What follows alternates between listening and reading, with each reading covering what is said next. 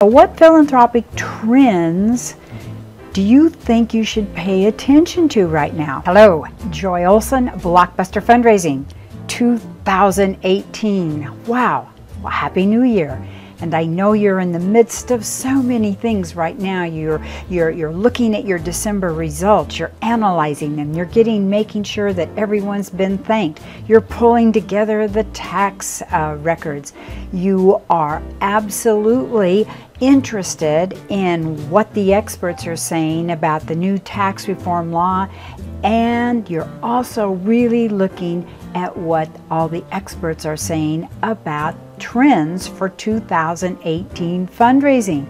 So I thought today, and I've been studying all this right along with you, and of course trying to figure out what information can I bring to you today that perhaps you haven't already read or considered. So I found this one particular article that I really enjoyed. It's from Campbell & Company, and they have 3 experts on their staff that represent more than 75 years of fundraising expertise. I guess that's what experts are all about, right? Is a lot of expertise. But they had incredibly insightful and thoughtful things to say, and I thought that perhaps you would enjoy looking over, hearing about this information, because they interviewed their team, they looked at what nonprofit leaders should expect and focus on in 2018. So that's got to be important for you.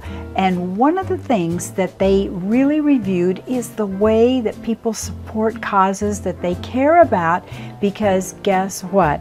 It is constantly evolving.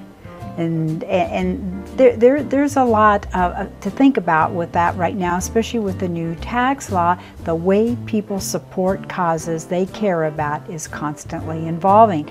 So what philanthropic trends do you think you should pay attention to right now? All right, there's the 3 experts. They had Kate Roosevelt, who is Executive Vice President of Campbell & Company, Julia McGuire, who is Executive Vice President, and Peter Fissinger, who is President and CEO. Kate Roosevelt of Campbell & Company says that she's watching online and mobile giving combined with crowdfunding, in particular, how organizations are using these tools and how they impact ongoing communications, stewardship, and donor retention. Interesting. Julia McGuire says that with online giving, she worries about the potential for donor fatigue. She feels that every day people are asked by multiple friends to support their causes, whether it's a GoFundMe or a charitable gift to a nonprofit. She says this space is getting noisy, so how do you break through that clutter? She's also paying attention to impact investing, which she says that she's seen predominantly in California, but also in other places where there are pockets of entrepreneurs, because these investors are used to measurable results. And a lot of this rapid outcome-based thinking demands a novel approach from nonprofits. Gonna have to get creative here. Think like an entrepreneur. Well, Kate says many of these young, wealthy entrepreneurs are focused on systems change rather than charity in the traditional sense. So what does it mean to invest in people and organizations that are on the ground, reforming public education and solving the homelessness crisis? Well, Peter Fissinger, the CEO, says another dominant trend that's caught his interest is the continued rise in donor-advised funds. Peter says, I think this is the largest evolution that we've seen in giving in the last 10 to 20 years. Before the advent of the donor-advised funds, only the very wealthy had the option to create a family foundation. And now donor-advised funds have really kind of leveled the playing field because they give more modest but a philanthropic family the opportunity to put their money in a fund and talk to their kids about giving. So all this is just really so interesting, don't you think?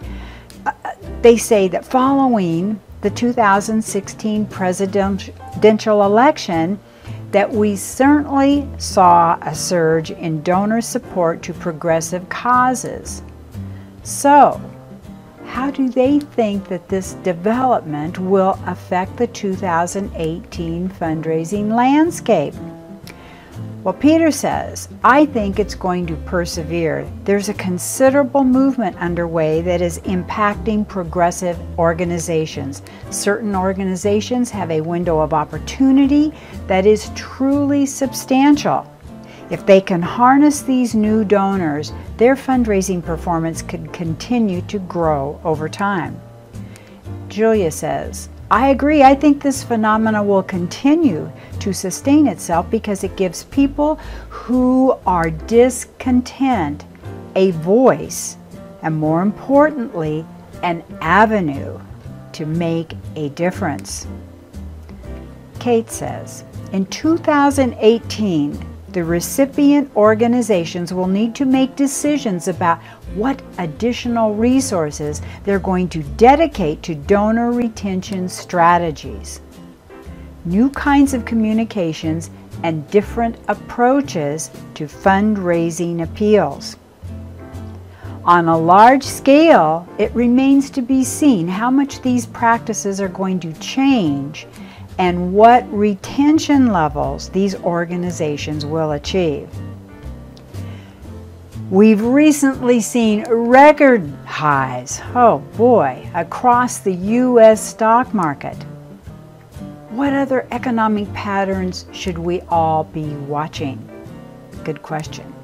Peter says, disposable income is the single most important economical statistic for giving.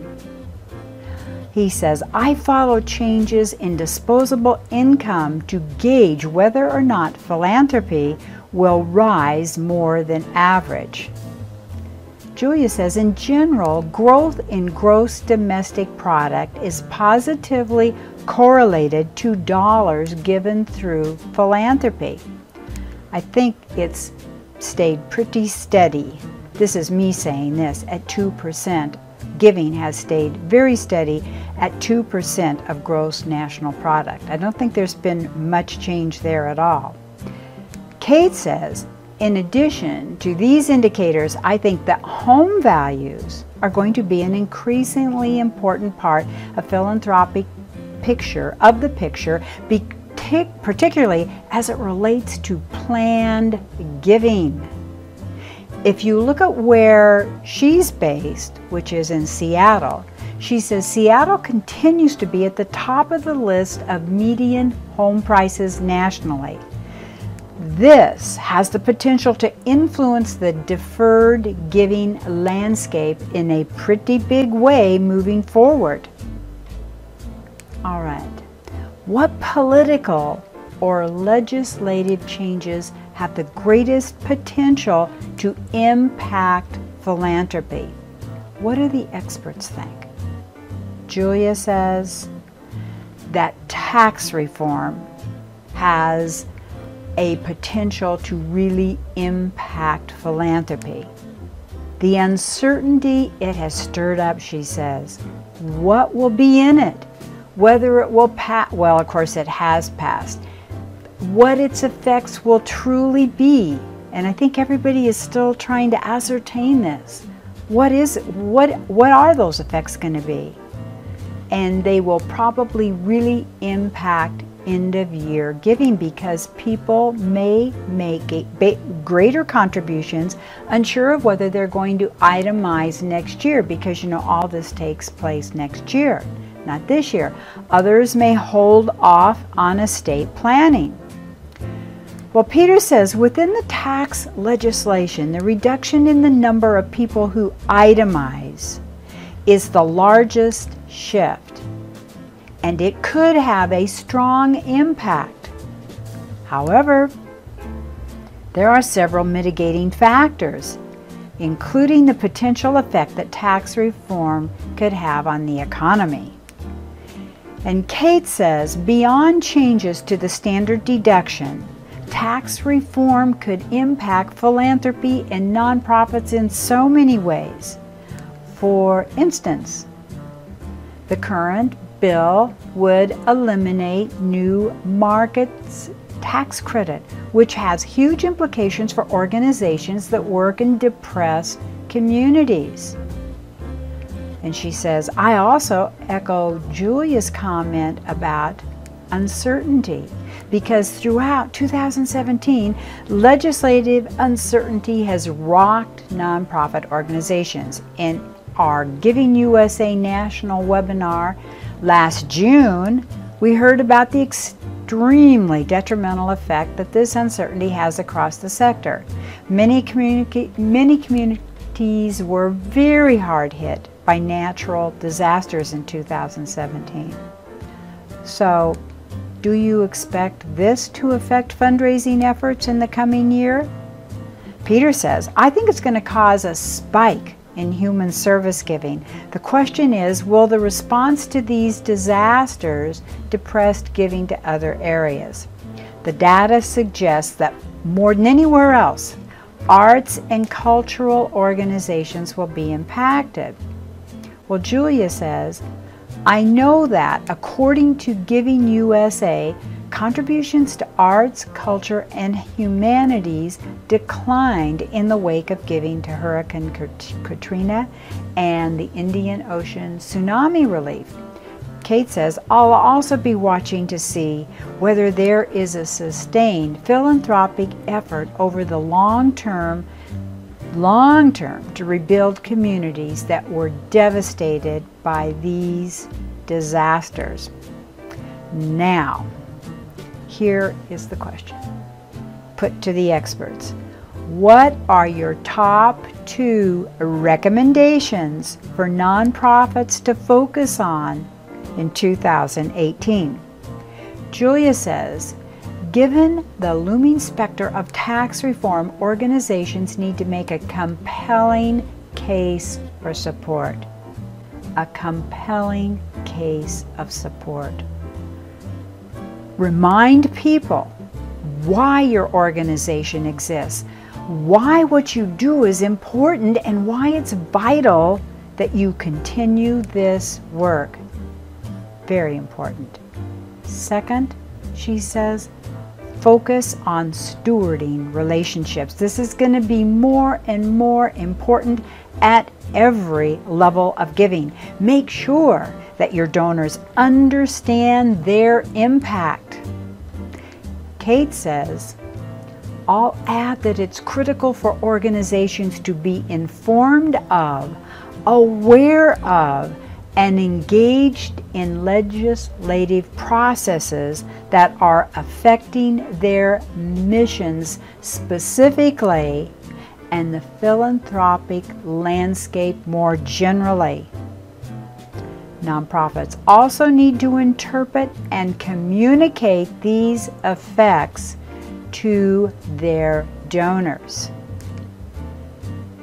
And to build on Julia's second point, I advise to double down on donor communications, not only as a stewardship tool, but as an advocacy tool as well. It's good advice, don't you think? Well, Peter, the CEO, says technology is key to effective donor communications. So leaders should continue to focus on how they can use technology to communicate with their donors in as targeted a way as possible. It's gotta be targeted communication. He says, more than ever, I'm also stressing donor retention to every single organization with which I work.